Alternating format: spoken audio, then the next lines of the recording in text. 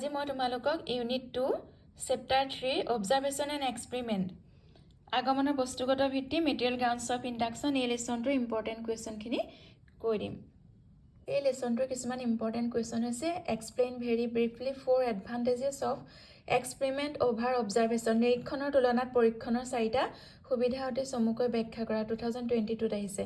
What is experiment describe the characteristics of experiment পৰীক্ষণ কাক বোলে পৰীক্ষণৰ বৈশিষ্ট্যসমূহ বৰ্ণনা কৰা 21ত আহিছে 24ত আহিছে। Explain very briefly disadvantages of experiment over simple observation নিৰীক্ষণৰ তুলনাত পৰীক্ষণৰ অসুবিধা অতি চমুকৈ ব্যাখ্যা কৰা 2016ত আহিছে। What do you mean by observation describe its characteristics নিৰীক্ষণ বুলিলে কি বুজা নিৰীক্ষণৰ বৈশিষ্ট্যসমূহ আলোচনা কৰা 23ত আহিছে 18ত আহিছে। আৰু চিম্পল অবজাৰভেশ্যনৰ এডভান্টেজ আৰু ডিসএডভান্টেজ আহিছে 24ত 22ত আৰু 2016ত আহিছে। বেছিকৈ তোমালোকৰ আহে যে এক্সপেৰিমেণ্ট আৰু চিম্পল অবজাৰভেশ্যনৰ এডভান্টেজ আৰু ডিসএডভান্টেজ আৰু এক্সপেৰিমেণ্ট আৰু চিম্পল অবজাৰভেশ্যন নিৰীক্ষণ আৰু পৰীক্ষণৰ বৈশিষ্ট্য কেৰেক্টাৰিষ্টিক্স লিখিবলৈ আহে। অনুশীলনী কুৱেশ্যন কেইটা কৰিছোঁ। পৰীক্ষণ আৰু নিৰীক্ষণৰ ওপৰত আগমন অনুমানৰ বস্তুগত সত্যতা নিৰ্ভৰ কৰে। নিৰীক্ষণ হৈছে ঘটনাৰ আৱিষ্কাৰ আৰু পৰীক্ষণ হৈছে ঘটনাৰ সৃষ্টি। নিৰীক্ষণ আৰু পৰীক্ষণৰ পাৰ্থক্য পৰিমাণগত। নিৰীক্ষণৰ স্থান পৰীক্ষণৰ আগত। পৰীক্ষণৰ তুলনাত নিৰীক্ষণৰ পৰিসৰ ব্যাপক। ইংলিছ মিডিয়াম হ'ব। দ্য মেটেৰিয়েল লিখিব লাগিব material truth of inductive inference depends on observation and experiment. B. Observation is finding a fact and experiment is making one. Ito Bainey কৈছিলে কথাষাৰ। Number C. The difference between observation and experiment is quantitative. Number D. Observation precedes experiment. Number E. The scope of pure observation is wider than that of experiment. Wider লিখিব লাগিব। এই কুৱেশ্যনটো চোৱা পৰীক্ষণ আৰু নিৰীক্ষণক আগমন অনুমানৰ বস্তুগত ভিত্তি বুলি কিয় কোৱা হয়। Why are observation and experiment called the material grounds of induction? এইটো 2 মাৰ্কছৰ কুৱেশ্যন হয় 2 নম্বৰ কুৱেশ্যন আহিব পাৰে। এইটো আচলতে মেটেৰিয়েল গ্ৰাউণ্ডছ অফ ইণ্ডাকশ্যন বুলি কোৱা হয় আগমন অনুমানৰ বস্তুগত ভিত্তি বুলি কোৱা হয় কাৰণ আগমন অনুমানৰ ইণ্ডাকশ্যনৰ যোনবিলাক মেটেৰিয়েলছ যোনবিলাক পাৰ্টিকুলাৰ ইনষ্টেন্সেছ বিশেষ বিশেষ যোনবিলাক ঘটনা মানে তাৰ তথ্য পাতিবিলাক পৰীক্ষণ আৰু নিৰীক্ষণে যোগান ধৰে। এনসাৰটো হ'ব পৰ্যবেক্ষণ অৰ্থাৎ নিৰীক্ষণ আৰু পৰীক্ষণৰ দ্বাৰা আগমনৰ বস্তুগত সত্যতা নিৰূপণ কৰা হয়। এই দুটা প্ৰক্ৰিয়াৰ ওপৰত নিৰ্ভৰ কৰি আগমন অনুমানৰ বস্তুগত সত্যতা নিৰ্ণয় কৰা হয়। সেয়েহে নিৰীক্ষণ আৰু পৰীক্ষণক আগমন অনুমানৰ বস্তুগত ভিত্তি বোলা হয়। আৰু ইংলিছ মিডিয়ামৰ এনসাৰটো হ'ব সামাৰীত আছে তোমালোকে চাবা ফাৰ্ষ্ট লাইনটো দুটা line both observation and experiment are the two material grounds of induction because the material truth of an inductive reasoning is assured by observation and experiment. So these two processes are called the material ground of induction. তাৰ পাছৰ কুৱেশ্যনটো চোৱা এইটো কেতিয়াবা 1 নম্বৰো হ'ব পাৰে 2 নম্বৰো হ'ব পাৰে 6 number question এটাও হ'ব পাৰে। পৰ্যবেক্ষণ দুখ কেই প্ৰকাৰৰ আৰু কি কি। What are the fallacies of observation and what are these? তেতিয়া তোমালোকে এনসাৰটো লিখিব লাগিব। পৰ্যবেক্ষণ দুখ 2 প্ৰকাৰৰ যেনে অনবেক্ষণ দুখ ভ্ৰান্ত পৰ্যবেক্ষণ দুখ বা কুপৰ্যবেক্ষণ দুখ। অনবেক্ষণ দুখ 2 প্ৰকাৰৰ দৃষ্টান্ত অনবেক্ষণ আৰু পৰিস্থিতিৰ অনবেক্ষণ। আকৌ ভ্ৰান্ত পৰ্যবেক্ষণ 2 প্ৰকাৰৰ যেনে ব্যক্তিগত ভ্ৰান্ত পৰ্যবেক্ষণ আৰু সাৰ্বজনীন ভ্ৰান্ত পৰ্যবেক্ষণ দুখ। ইয়াৰ সংজ্ঞা আৰু উদাহৰণ সহ লিখিব লাগিব যদি 6 নম্বৰ আহে গোটেই কেইটাৰে লিখিব লাগিব। অনবেক্ষণৰ লিখিব লাগিব ভ্ৰান্ত পৰ্যবেক্ষণৰ দুখ গোটেই কেইটাৰে সংজ্ঞা আৰু উদাহৰণ দিব লাগিব। ইংলিছ মিডিয়াম তোমালোকে লিখিব লাগিব মিল সামাৰীতে আছে এনসাৰটো চাবা কিন্তু এই গোটেই কেইটাৰে তোমালোকে ডেফিনেশ্যন আৰু এক্সাম্পল দিব লাগিব। Mill points out that the fallacies of observation are 2 kinds non-observation and mal-observation.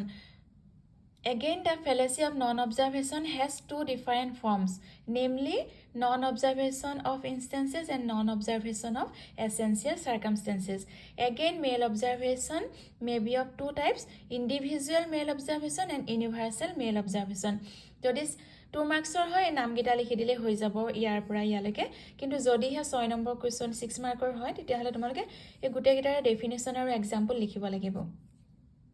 There is no qualitative difference, only a quantitative difference between observation and experiment. Explain the statement.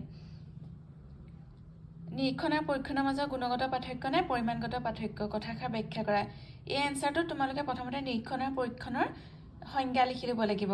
Simple observation আৰু এক্সপেৰিমেণ্টৰ definition লিখি ল'ব লাগিব। Definition লিখি দুইটাৰ মাজত যে পাৰ্থক্য নাই, মানে গুণগত পাৰ্থক্য নাই, কোৱালিটেটিভ ডিফাৰেঞ্চ নাই, কেৱল কোৱান্টিটেটিভহে ডিফাৰেঞ্চ আছে, সেই কথাটো জেভন্সৰ কথাষাৰ ব্যাখ্যা কৰিব লাগিব। বেইনে যদিও এইদৰে মন্তব্য কৰিছে যে নিৰীক্ষণ হৈছে ঘটনাৰ আৱিষ্কাৰ, পৰীক্ষণ হৈছে ঘটনাৰ সৃষ্টি, জেভন্সে কৈছে যে নিৰীক্ষণ আৰু পৰীক্ষণৰ মাজত কোনো গুণগত পাৰ্থক্য নাই, পাৰ্থক্য আছে মাথো পৰিমাণৰহে। নিৰীক্ষণত প্ৰকৃতিৰ দয়াৰ ওপৰত নিৰ্ভৰতাৰ পৰিমাণ বেছি, কাৰণে সক্ৰিয়তাৰ পৰিমাণ কম। আনহাতে পৰীক্ষণৰ ক্ষেত্ৰত প্ৰকৃতিৰ ওপৰত নিৰ্ভৰতাৰ পৰিমাণ কম, কাৰণে সক্ৰিয়তাৰ পৰিমাণ বেছি। এই কথাষাৰ লিখিব লাগিব। আৰু লাষ্টত এই কথাখিনি লিখি দিলে ওলাই যায় উভয় প্ৰক্ৰিয়াই সমভাৱে আদৰণীয়। প্ৰাকৃতিক পৰিৱেশৰ মাজত পোৱা ঘটনাবোৰক নিৰীক্ষণৰ সহায়ত গ্ৰহণ কৰা হয়, আনহাতে কৃত্ৰিমভাৱে প্ৰস্তুত কৰিবলগীয়া বিষয়বস্তু পৰীক্ষণৰ সহায় লোৱা হয়। পৰীক্ষণতো নিৰীক্ষণ থাকে আৰু নিৰীক্ষণতো পৰীক্ষণ দৰকাৰ হ'ব পাৰে, মুঠতে দুয়োটাই এটা আনটোৰ পৰিপূৰক। এই কুৱেশ্যনটোৰ answer there is qualitative difference, only a quantitative difference. এইটো এনচাৰটো লিখোঁতে প্ৰথমতে দুইটাৰে চিম্পল অবজাৰভেশ্যন আৰু এক্সপেৰিমেণ্টৰ ডেফিনেশ্যন লিখি ল'ব লাগিব। ডেফিনেশ্যন লিখাৰ পাছতে তোমালোকে এই কথাটো লিখিব লাগিব, though the difference between observation and experiment is that, as Bain says, observation is finding a fact and experiment is making one, yet there is no such qualitative difference between them. The difference is only in quantity. তাৰপিছত তোমালোকে এই জেভন্সৰ কথাটো লিখিব লাগিব। According to Jevons, the difference between simple observation and experiment is the difference of degree only. Simple observation is more natural than experiment. Experiment is more artificial than simple observation. Since simple observation is natural, in simple observation we are less active than in experiment. In experiment we are more active than in simple observation. শেষত তোমালোকে এই কথাটো লিখিব পাৰা, there is no real opposition between simple observation and experiment. They are not different in kind. We cannot draw any sharp distinction between them, because in both cases we collect materials and try to establish a materially true general proposition. এইখিনিলৈকে তোমালোকে লিখি দিব পাৰা। আৰু এটা question আগতে এইটো বহুতবাৰ আহিছে, what conditions are to be followed before observation, মানে পৰ্যবেক্ষণ কৰাৰ আগতে কি কি চৰ্ত পালন কৰিব লাগে পৰ্যবেক্ষণটো শুদ্ধ হ'বৰ বাবে।